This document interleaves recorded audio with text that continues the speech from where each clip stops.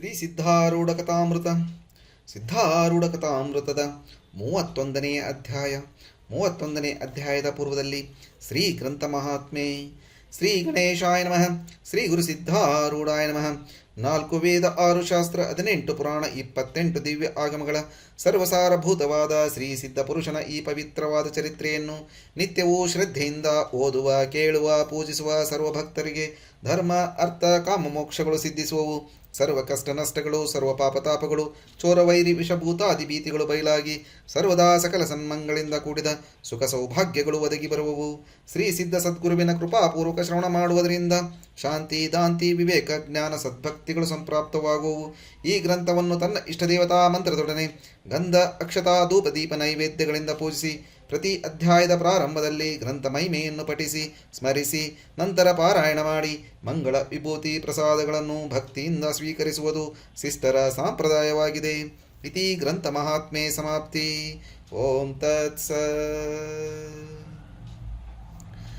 ಸರ್ವಜೀವಿಗಳ ಜ್ಞಭಾವದಿ ಬಹಳ ಬಳಲುತ್ತಿರುವರು.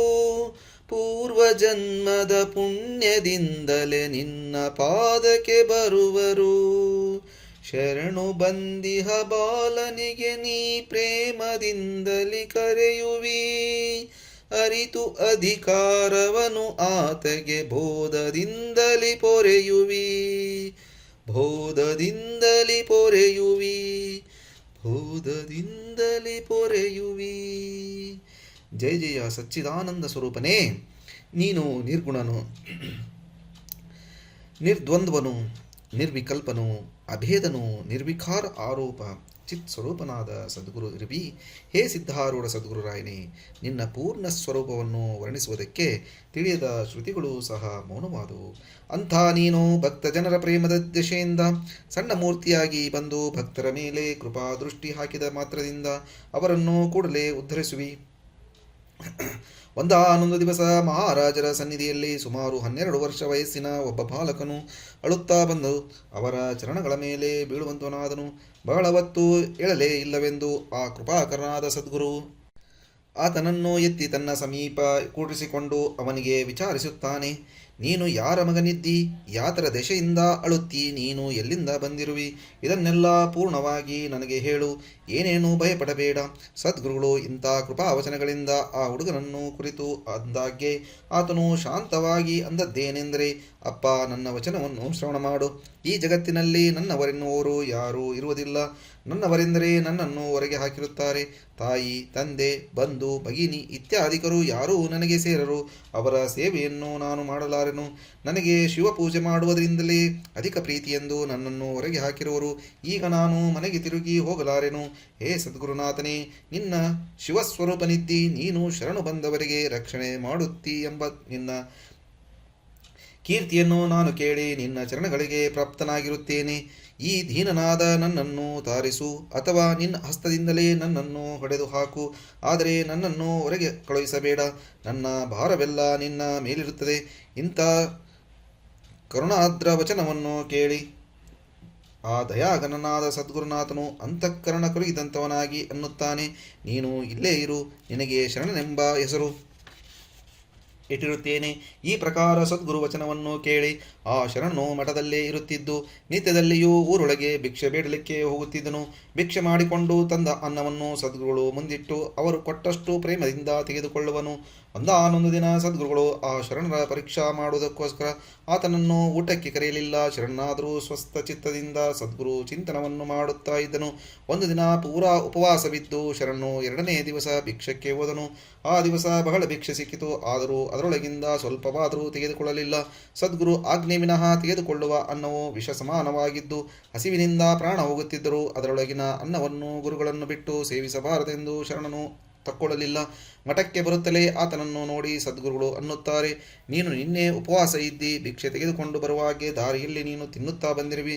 ಇದರೊಳಗೇನೂ ಸಂಶಯವಿಲ್ಲ. ಈ ಪ್ರಕಾರ ಸದ್ಗುರುಗಳು ಅಂದದ್ದು ಕೇಳಿ ಆ ಶರಣನು ದೈನ್ಯ ಭಾವದಿಂದ ಜೋಳಿಗೆಯನ್ನು ಅವರ ಮುಂದಿಟ್ಟು ನಮಸ್ಕಾರ ಮಾಡಿ ಸೇವಾ ಮಾಡುವುದಕ್ಕೋಸ್ಕರ ಹೋಗುವಂತವನಾದನು. ಶರಣು ಸರ್ವಕಾಲದಲ್ಲಿ ಪ್ರಸನ್ನವದನಾಗಿಯೂ ಮುಖದಿಂದ ಕೇವಲ ಸಿದ್ಧನಾಮವನ್ನು ಉಚ್ಚರಿಸುವಂತನಾಗಿಯೂ ಎಲ್ಲರ ಕೂಡ ವಿನೀತ ಭಾವದಿಂದ ಇರುತ್ತಿದ್ದನು. ಆಮೇಲೆ ಸದ್ಗುರು ಶರಣನಿಗೆ ಹೇಳುತ್ತಾರೆ, ನೀನು ಆ ಮರವನ್ನು ಹತ್ತಿ ಚಲೋ ಪಕ್ವವಾದ ಹಣ್ಣುಗಳನ್ನು ಹರಿದು ಕೆಳಗೆ ಹಾಕು, ಅವನ್ನು ನಾವೆಲ್ಲರೂ ತೆಗೆದುಕೊಳ್ಳುವೆವು. ಇದನ್ನು ಕೇಳಿದ ಕೂಡಲೇ ಆ ಶರಣ ಬಾಲಕನು ಆ ಉದ್ದವಾದ ವೃಕ್ಷವನ್ನು ಹತ್ತಿದನು. ಅವನ ಕೈಕಾಲುಗಳು ಅಶಕ್ತಿಯಿಂದ ಕಂಪಿಸುತ್ತಿದ್ದವು. ಆದರೆ ದೇಹವು ಸದ್ಗುರುವಿನದು ಎಂದು ತಿಳಿದು ತನ್ನೊಳಗೆ ಶರಣನು ಚಿಂತಿಸುತ್ತಾನೆ, ಇಲ್ಲಿ ನನ್ನದೇನೂ ಇರುವುದಿಲ್ಲ. ಆತನಿಗೆ ಬೇಕಾದರೆ ಆತನೇ ರಕ್ಷಿಸುವನು, ಇಲ್ಲವಾದರೆ ಸಂತೋಷದಿಂದ ಈ ದೇಹವನ್ನು ಹೋಗಗೊಡಲಿ. ನಾನು ಈ ಸಂಬಂಧ ಚಿಂತೆ ಮಾಡುವುದಕ್ಕೆ ಕಾರಣವೇ ಇರುವುದಿಲ್ಲ. ಹೀಗೆ ಚಿಂತಿಸುತ್ತಾ ಶರಣನು ಸಾವಕಾಶವಾಗಿ ಗಿಡವನ್ನು ಹತ್ತುತ್ತಿದ್ದನು. ಆತನಿಗೆ ಅನ್ನವಿಲ್ಲದೆ ಶರೀರದಲ್ಲಿ ಶಕ್ತಿ ಏನೂ ಇರಲಿಲ್ಲ. ಆದರೆ ಗುರುಚರಣದಲ್ಲಿ ದೃಢಭಕ್ತಿ ಇತ್ತು. ಸದ್ಗುರುನಾಥನು ನನ್ನನ್ನು ತಾರಣ ಮಾಡುವುದಕ್ಕೋಸ್ಕರ ಉಪಾಯ ಮಾಡುತ್ತಾನೆ ಎಂದು ಶರಣನು ತಿಳಿದುಕೊಂಡು ಮನಸ್ಸಿಗೆ ಅನ್ನುತ್ತಾನೆ, ಏ ಮನಸ್ಸೇ, ಆ ಸದ್ಗುರುನಾಥನ ಚಿಂತನೆಯನ್ನೇ ಮಾಡುತ್ತಿರು. ಎರಡನೇದೇನು ನೋಡಬೇಡ.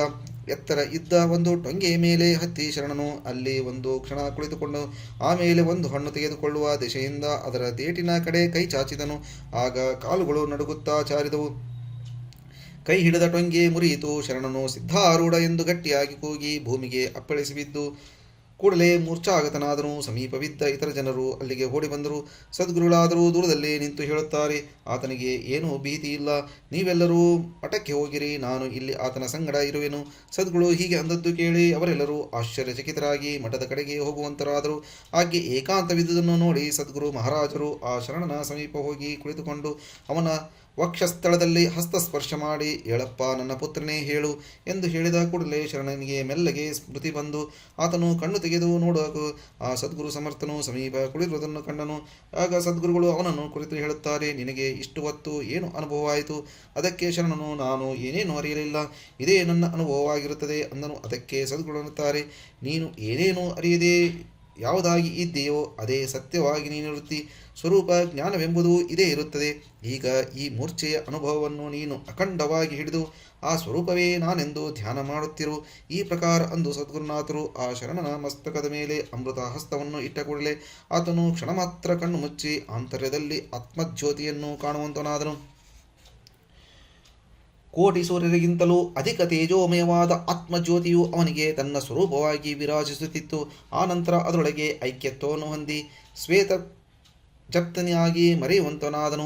ಶರಣನು ಕ್ಷಣ ಮಾತ್ರ ಆ ಸ್ವರೂಪದಲ್ಲಿದ್ದು ಕೂಡಲೇ ಶರೀರ ಸ್ಮೃತಿ ಬಂದು ಹೊರಗೆ ಜಗತ್ತನ್ನು ನೋಡುವಾಗೆ ಎಲ್ಲ ವಸ್ತುಗಳು ಪಲ್ಲಟವಾಗಿ ಕೊಂಡನು.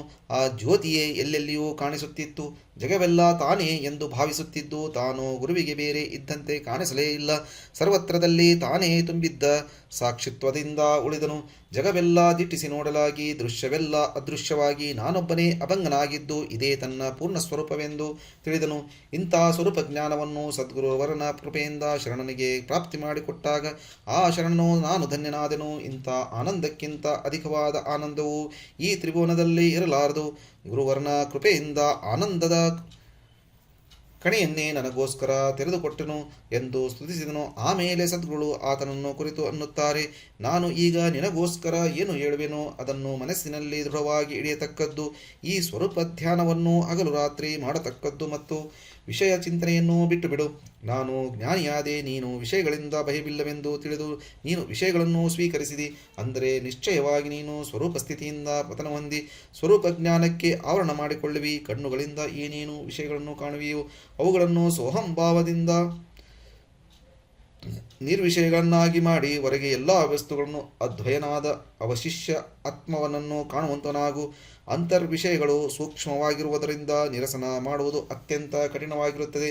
ಅದಕ್ಕಾದರೂ ಏನೂ ಉಪಾಯ ಮಾಡತಕ್ಕದ್ದೆಂದು ಹೇಳುವೆನು ಕೇಳು. ಸದ್ಗುರು ರೂಪದ ಮೇಲೆ ಸೋಹಂಭಾವವನ್ನು ಪ್ರಯೋಗಿಸುವನು ಅತಿ ಸುಲಭವಾಗಿರುವುದು. ಅದನ್ನು ಸಾಧಿಸಿದ ಮೇಲೆ ಮನಸ್ಸಿನೊಳಗೆ ಏನೇನು ವಿಷಯಗಳು ಬರುತ್ತವೆಯೋ ಅವೆಲ್ಲ ಸದ್ಗುರು ರೂಪವೆಂದು ತಿಳಿಯತಕ್ಕದ್ದು.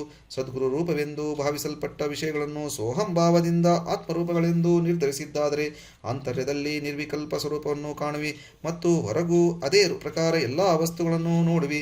ಇಂಥ ಗಹನವಾದ ಬೋಧವನ್ನು ಶರೀರ ಏಕಾಗ್ರಚಿತ್ತದಿಂದ ಶ್ರವಣ ಮಾಡಿ ಅನ್ನುತ್ತಾನೆ. ಹೇ ಸದ್ಗುರುನಾಥ, ನಿನ್ನ ಕೃಪೆಯಿಂದ ನಾನು ಧನ್ಯನಾದನು. ತ್ರಿವಾರ ಧನ್ಯನಾದನು. ಶರಣನ ಶರೀರವು ಪತನದಿಂದ ಪ್ರಚಲಿತವಾಗಿತ್ತು. ಆದರೆ ಸದ್ಗುರುಗಳು ಅದನ್ನು ಹಸ್ತಸ್ಪರ್ಶ ಮಾತ್ರದಿಂದ ಯಥಾಪೂರ್ವ ಸಶಕ್ತ ಮಾಡಿದರು. ಕೂಡಲೇ ಶರಣನು ಎದ್ದು ತನ್ನ ಮಸ್ತಕವನ್ನು ಬಹು ಪ್ರೇಮಯುಕ್ತನಾಗಿ ಸಿದ್ಧಚರಣಗಳಲ್ಲಿ ಇಡುವಂತನಾದನು. ಸದ್ಗುರುಗಳು ತಮ್ಮ ಎರಡೂ ಹಸ್ತಗಳಿಂದ ಆ ಶರಣನನ್ನು ಎಬ್ಬಿಸಿ ಮಠಕ್ಕೆ ಕರೆದುಕೊಂಡು ಹೋಗುವಂತನಾದರು. ಇಲ್ಲಿ ಶರಣಪ್ಪನಿಗೆ ಸ್ನಾನ ಮಾಡಿಸಿ ಸದ್ಗುರುಗಳು ಆತನನ್ನು ಕರೆದುಕೊಂಡು ಭೋಜನಕ್ಕೆ ಕುಳಿತರು. ತಮ್ಮ ಸ್ವಹಸ್ತದಿಂದ ಶರಣಪ್ಪನ ಮುಖದಲ್ಲಿ ಪ್ರೇಮ ಗ್ರಾಸವನ್ನು ಹಾಕಿ ಆತನಿಗೆ ಆನಂದ ತೃಪ್ತಿಯನ್ನು ಉಂಟು ಮಾಡುವಂತರಾದರು. ಒಂದಾನೊಂದು ದಿವಸ ಒಬ್ಬ ಗೃಹಸ್ಥನು ಸಿದ್ಧಾಶ್ರಮಕ್ಕೆ ಬಂದು ಸದ್ಗುರುಗಳಿಗೆ ನಮಸ್ಕಾರ ಮಾಡಲು ಸದ್ಗುರುಗಳು ಆತನಿಗೆ ಬಂದಂಥ ಕಾರಣವನ್ನು ಕೇಳುವಂತರಾದರು. ಆಗ ಆ ಗೃಹಸ್ಥನಂದನು, ನಾನು ವಿಜಾಪುರವಾಸಿಯು, ಷಣ್ಮುಖ ಸ್ವಾಮೀಜಿಯವರು ಸನ್ನಿಧಿಯಲ್ಲಿರುತ್ತೇನೆ. ತಮ್ಮ ದರ್ಶನೋತ್ಸುಕನಾಗಿ ಇಲ್ಲಿಗೆ ಬಂದಿರುವೆ. ನನಗೆ ನಿಮ್ಮಲ್ಲಿರುವ ಶರಣಪ್ಪನ ಪರಿಚಯವಿದೆ. ತಮ್ಮ ಶಿಷ್ಯನಾದ ಆ ಶರಣಪ್ಪನು ಬಾಲ್ಯಾವಸ್ಥೆಯಿಂದ ಷಣ್ಮುಖ ಸ್ವಾಮಿಗಳವರ ಹತ್ತಿರ ಇರುತ್ತಿದ್ದು ವಿಜಾಪುರದಿಂದ ಈತನು ಇಲ್ಲಿಗೆ ಬಂದಿರುವನು. ಈಗ 12 ವರ್ಷಗಳ ಹಿಂದೆ ಷಣ್ಮುಖ ಸ್ವಾಮಿಯವರು ಒಂದು ದಿನ ರಾತ್ರಿ ಕಾಲದಲ್ಲಿ ನಿದ್ರಿಸ್ತರಾಗಿರುವಾಗ ನೀವು ಸ್ವಪ್ನದಲ್ಲಿ ಕಾಣಿಸಿಕೊಂಡು ಅಂದದ್ದೇನೆಂದರೆ, ನಾಳೆ ಪ್ರಾತಃ ಕಾಲದಲ್ಲಿ ನಿಮಗೆ ಒಂದು ಕೂಸು ಸಿಕ್ಕುವುದು. ಆ ಕೂಸನ್ನು ರಕ್ಷಣೆ ಮಾಡುವುದಕ್ಕೋಸ್ಕರ ನೀವು ಅವಶ್ಯವಾಗಿ ವ್ಯವಸ್ಥೆ ಮಾಡತಕ್ಕದ್ದು. ಈ ಪ್ರಕಾರ ನೀವು ಅವರಿಗೆ ಹೇಳಿ ಅದೃಶ್ಯರಾದಿರಿ. ಆ ಕೂಡಲೇ ಷಣ್ಮುಖ ಸ್ವಾಮಿಯವರು ಎಚ್ಚೆತ್ತು ನೋಡುವಾಗ ಅಂಧಕಾಲದ ಇದ್ದಲ್ಲಿ ನಿಮ್ಮ ದಿವ್ಯ ಪ್ರಕಾಶ ಕಾಣುತ್ತಿತ್ತು. ಕೂಡಲೇ ಆ ಪ್ರಕಾಶವು ಕುಂದಿ ತಕ್ಕತ್ತಲು ವ್ಯಾಪಿಸಿತು. ಮರುದಿವಸ ಷಣ್ಮುಖ ಸ್ವಾಮಿಯವರು ಪ್ರಾತಃ ಕಾಲದಲ್ಲಿ ಎದ್ದು ದಿನಚರ್ಯದಂತೆ ಪುಷ್ಪವಾಟಿಕೆಯೊಳಗೆ ಹೋದ ಕೂಡಲೇ ಅಲ್ಲಿ ಒಂದು ವಿಶೇಷ ಚಮತ್ಕಾರವನ್ನು ಕಂಡು ಆಶ್ಚರ್ಯಚರಿತರಾದರು. ಹೂವಿನ ಗಿಡದ ಬುಡಕ್ಕೆ ಶುಭ್ರ ವಸ್ತ್ರದಿಂದ ಸುತ್ತಲ್ಪಟ್ಟ ಮಲಗಿರುವ ಒಂದು ಸುಂದರ ಮಗುವನ್ನು ನೋಡುವಂತವರಾದರು. ಅದನ್ನು ಆ ಮಹಾತ್ಮರು ಅತ್ಯಂತ ಆನಂದಭರಿತರಾಗಿ ಆ ಮಗುವನ್ನು ಎತ್ತಿಕೊಂಡರು. ಆಶ್ಚರ್ಯಚಕಿತರಾಗಿ ಆ ಕೂಸನ್ನು ತೆಗೆದುಕೊಂಡು ಮಠದೊಳಗೆ ಬಂದರು. ಅದನ್ನು ನೋಡಿ ಅವರ ವೃತ್ತಾಂತವನ್ನು ಕೇಳಿ ಅಲ್ಲಿದ್ದವರೆಲ್ಲರೂ ಬಹಳ ಆಶ್ಚರ್ಯಪಡುವಂತರಾದರು. ಅದೇ ಸಮಯದಲ್ಲಿ ಅಲ್ಲೇ ಇರುತ್ತಿದ್ದ ನನ್ನನ್ನು ಸ್ವಾಮಿಯವರು ನೋಡಿ, ಈ ಕೂಸನ್ನು ನಿನ್ನ ಬಾಲಕನಂತೆ ತಿಳಿದುಕೊಂಡು ಜತನ ಮಾಡು ಮತ್ತು ನಿನ್ನ ನಿತ್ಯದಲ್ಲಿ ವೇದಾಂತ ಶ್ರವಣಕ್ಕೋಸ್ಕರ ಮಠಕ್ಕೆ ಬರುವಾಗೆ ಈತನನ್ನು ಕರೆದುಕೊಂಡು ಹೋಗು ಬಾ ಎಂದು ಹೇಳಿದರು. ನನ್ನ ಮನೆಯು ಒಂದು ಮಠದ ಸಮೀಪವೇ ಇತ್ತು. ಇಲ್ಲಿ ಈವರೆಗೂ ನಮ್ಮ ಸುಪುತ್ರನೆಂದು ಭಾವಿಸಿ ಈತನನ್ನು ರಕ್ಷಿಸಿದನು. ಈಗ ಇವನು ನಮ್ಮನ್ನು ಬಿಟ್ಟು ಬಂದಿರುತ್ತಾನೆ. ವಿಜಾಪುರದಲ್ಲಿ ಷಣ್ಮುಖ ಸ್ವಾಮಿಯವರು ಸನ್ನಿಧಿಯಲ್ಲಿ ಈತನಿಗೆ ನಿತ್ಯ ಶ್ರವಣ ಘಟಿಸುತ್ತಿತ್ತು ಮತ್ತು ರಾತ್ರಿ ಹಗಲು ಈತನ ಕಾಲವು ಸತ್ಸಂಗದಲ್ಲಿಯೇ ಹೋಗುತ್ತಿತ್ತು. ಒಂದು ದಿನ ಪ್ರಾತಃ ಕಾಲದಲ್ಲಿ ಈತನು ಕಾಣದೆ ಹೋಗಿ ಎಲ್ಲೆಲ್ಲಿ ಹುಡುಕಿದರೂ ಸಿಗಲಿಲ್ಲ. ಅನಂತರ ಇಲ್ಲಿ ನಿಮ್ಮ ಚರಣಗಳಿಗೆ ಬಂದು ಪ್ರಾಪ್ತನಾಗಿರುವನೆಂಬ ವಾರ್ತೆ ಕೇಳಿ ಇಲ್ಲಿಗೆ ಬರಲು ಇಲ್ಲಿರುವನೆಂಬ ವಾರ್ತೆಯು ಸತ್ಯವಾಯಿತು ಮತ್ತು ನನ್ನ ಮನಸ್ಸಿಗೆ ಬಹಳ ಆನಂದವಾಯಿತು. ಈಗ ಈತನನ್ನು ನನ್ನ ಅಧೀನ ಕೊಡಬೇಕಾಗಿರುತ್ತದೆ. ಈ ಪ್ರಕಾರ ಆ ಗೃಹಸ್ಥನು ಅಂದರು. ಕೇಳಿ ಸದ್ಗುರುನಾಥನು ಶರಣಪ್ಪನಿಗೆ, ನೀನು ಇವರ ಕೂಡ ಹೋಗಿವೆಯೇನು ಎಂದು ಕೇಳಿದಾಗ ಶರಣಪ್ಪನು, ನನಗೆ ಲೌಕಿಕ ಜನರ ಸಂಗತಿ ಎಂಬುದು ದೊಡ್ಡ ವಿಪತ್ತು ಅನಿಸುತ್ತದೆ. ನಿಮ್ಮ ಚರಣಗಳಲ್ಲಿ ಪ್ರಾಣವನ್ನಾದರೂ ತ್ಯಜಿಸುವೆನು, ಇಲ್ಲಿಂದ ಬಿಟ್ಟು ಹೋಗಲಾರೆನು ಎಂದು ಸದ್ಗದಿತನಾಗಿ ಅವನು. ಇದನ್ನು ಕೇಳಿ ದಯಾಳುವಾದ ಸದ್ಗುರುರಾಯರು ಬಂದವನಿಗೆ ಅತಿ ಉದಾರರಾಗಿದ್ದು ಅನ್ನುತ್ತಾರೆ. ಹೇ ಗೃಹಸ್ಥನೇ, ಈತನ ನಿರ್ಧಾರವನ್ನು ನೋಡು. ಆಗ ಆತನು ಅನ್ನುತ್ತಾನೆ, ಹಾಗಾದರೆ ಈ ಶರಣಪ್ಪನನ್ನು ಕರೆದುಕೊಂಡು ಹೋಗುವ ನನ್ನ ಆಗ್ರಹವಿಲ್ಲ. ಈತನು ಧನ್ಯನು, ನಿಮ್ಮ ಚರಣಗಳಲ್ಲಿಯೇ ಇರಲಿ, ಅದರಿಂದ ನಮಗಾದರೂ ಆನಂದವಿರುತ್ತದೆ. ಹೀಗೆಂದು ಆ ಗೃಹಸ್ಥನು ಸದ್ಗುರುನಾಥನಿಗೆ ನಮನ ಮಾಡಿ ತನ್ನ ಸ್ವಗ್ರಾಮಕ್ಕೆ ಹೊರಟು ಹೋದನು. ಆ ಸಮಯದಲ್ಲಿ ಶರಣಪ್ಪನು ಆತನ ಹತ್ತಿರ ಬಂದು ನಮಸ್ಕಾರ ಮಾಡಿ ಆತನ ಕೂಡ ಅಪರಾಧ ಕ್ಷಮ ಮಾಡಬೇಕಾಗಿ ದೈನ್ಯ ಭಾವದಿಂದ ಪ್ರಾರ್ಥಿಸುತ್ತಿರುವಾಗ ಆ ಗೃಹಸ್ಥನು ಶರಣಪ್ಪನಿಗೆ ಆಶೀರ್ವಾದ ಮಾಡಿ ಹೊರಟು ಹೋದನು. ಹಿಂದಿನ ಅಧ್ಯಾಯದಲ್ಲಿ ಹೀಗೆ ಹೇಳುತ್ತಾ, ದಾನವನಿಗೆ ಸ್ವಪ್ನದಲ್ಲಿ ಸಿದ್ಧಾರೂಢರು ಬಂದು ಆಕೆಯ ಹೊಟ್ಟೆಯಲ್ಲಿ ಹುಟ್ಟಿದ ಕೂಸನ್ನು ತೆಗೆದುಕೊಂಡು ಹೋದರು. ಅದೇ ಮಗುವನ್ನು ಸದ್ಗುರುಗಳು ಷಣ್ಮುಖ ಸ್ವಾಮಿಯವರಿಗೆ ಕೊಟ್ಟು 12 ವರ್ಷ ತನಕ ಆ ಹುಡುಗನಿಗೆ ಸತ್ಸಂಗದಲ್ಲಿ ಇಡುವ ವ್ಯವಸ್ಥೆ ಮಾಡುವಂತರಾದರು. ಪೂರ್ವಜನ್ಮದ ತಪೋಬಲದಿಂದಲೂ ಆ ಜನ್ಮದ ಸತ್ಸಂಗದ ಮಹಿಮೆಯಿಂದಲೂ ಆ ಬಾಲಕನಿಗೆ ತೀವ್ರ ವೈರಾಗ್ಯವು ಪ್ರಾಪ್ತವಾಗಿ ಹೊರಟು ಬಂದನು. ಆತನು ಸಿದ್ಧಾರೂಢದತ್ತನಾಗಿರುವುದರಿಂದ ಕಡೆಗೆ ಆತನ ಚರಣಗಳಿಗೆ ಪ್ರಾಪ್ತನಾಗಿ ಅಮಲಭಾವದ ಬ್ರಹ್ಮನನ್ನು ತಿಳಿದು ಧನ್ಯನಾದನು. 30ನೇ ಅಧ್ಯಾಯದಲ್ಲಿ ಲಕ್ಷಾರ್ಥ ಹೇಳುತ್ತಿಲ್ಲ. ಜ್ಞಾನಪುತ್ರನನ್ನು ಸದ್ಗುರುರಾಯನು ವಿಷಯ ಸಂಗತಿಯೊಳಗಿಂದ ಗುಪ್ತ ಮಾಡಿ ಸತ್ಸಂಗತಿಯೊಳಗೆ ಒಯ್ದು ಇರುವಂತನಾದನು. ಅಲ್ಲಿ ಜ್ಞಾನಪುತ್ರನು ನಿರ್ಮಲನಾಗಿ ಬೆಳೆದು ಸದೃಢನಾದ ಮೇಲೆ ಸದ್ಗುರು ಕಡೆಗೆ ಬಂದು ಗುರುಕೃಪೆಯಿಂದ ಸ್ವರೂಪವನ್ನು ತಿಳಿದು ಕೂಡಲೇ ಧನ್ಯನಾದನು ಎಂಬಲ್ಲಿಗೆ ಶ್ರೀ ಸಿದ್ಧಾರೂಢ ಕಥಾಮೃತವು ಶ್ರವಣ ಮಾತ್ರದಿಂದ ಸರ್ವ ಪಾಪಗಳನ್ನು ಭಸ್ಮ ಮಾಡುವಂಥ ಅತಿ ಸುರಸವಾದ ಈ 31ನೇ ಅಧ್ಯಾಯವನ್ನು ಶಿವದಾಸನು ಶ್ರೀ ಸದ್ಗುರು ಸಿದ್ಧಾರೂಢ ಚರಣಾರವಿಂದಗಳಲ್ಲಿ ಅರ್ಪಿಸುತ್ತಿರುವನು. ಓಂ ತತ್ಸತ್.